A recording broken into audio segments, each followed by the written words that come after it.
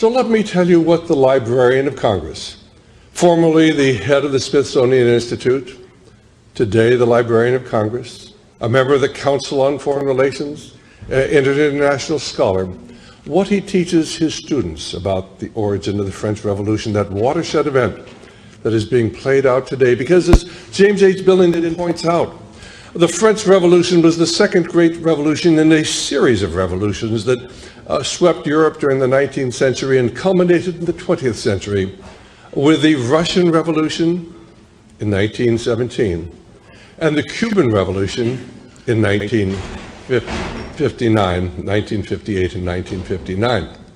Of course, those revolutions continue, and you really can't understand why it is that we're not trying to close our borders and we're allowing just unbridled and unlimited immigration into America. You can't understand what we're really doing over in Iraq. You can't understand why everything our government is doing seems to be directed towards destroying the value of our currency. You can't understand anything that's going on today unless you understand the background of the French Revolution and what James H. Billington wrote. So let me summarize what he said. The revolutionary faith was shaped not so much by the critical rationalism of the French Enlightenment as by the occultism and proto-romanticism of Germany. This faith was incubated in France during the revolutionary era within a small subculture of literary intellectuals who were immersed in journalism, fascinated by secret societies, and subsequently infatuated with the ideologies of a secular surrogate for religious belief. The flame of faith had begun its migration a century earlier when some European aristocrats transferred their lighted candles from Christian altars to occult Masonic lodges. The flame of occult alchemy, which had promised to turn dross into gold, reappeared at the center of circles seeking to recreate a golden age. Bavarian Illuminists plotting against the Jesuits, French Philadelphians plotting against Napoleon, and then, of course, the Italian charcoal burners plotting against the Habsburgs. So it's so important that you begin to understand that the foundation of the French Revolution was really in secret societies and in occultism.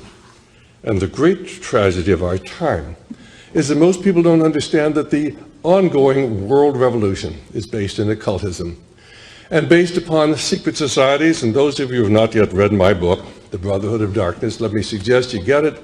It's easy to read. It will introduce you to many of the secret societies, organizations which work within the shadows, determining who your next president will be and how the voting machines are going to be regulated so that their candidate always wins.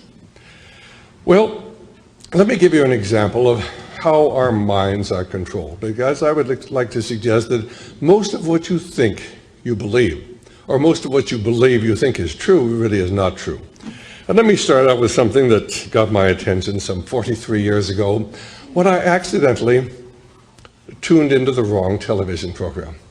It was in 1962. I was a young, successful orthopedic surgeon. I came home and I wanted to watch a program. It was called The Naked City.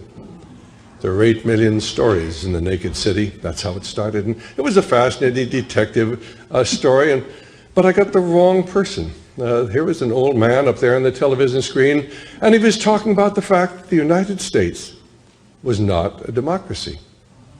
And he was talking about the fact that Fidel Castro was a lifelong communist, and of course Fidel Castro had come to power in January of 1959, and we had been told he was an anti-communist, and now by 62 we were told he was a communist, and none of this really made too much in the way of sense.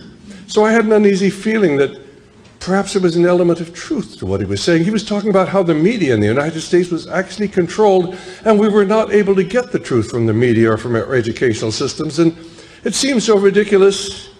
I got up 3 separate times to change that television program, and 3 times I sat back down, and at the end of the program, they had a number they flashed on the screen, and you know, I can always remember numbers, but I couldn't forget that number.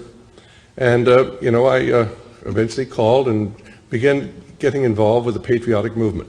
One of the things that really impressed me most was the fact that America was not a democracy. Now, I was a graduate of the University of California.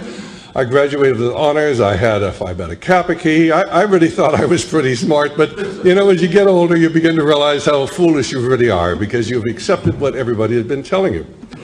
And if you go into the background of this idea that we're a democracy, if you read the Declaration of Independence, the American Constitution, the Bill of Rights, the Federalist Papers, or the constitutions of all of our states, you will find that every one of them says that we are a republic, not a democracy.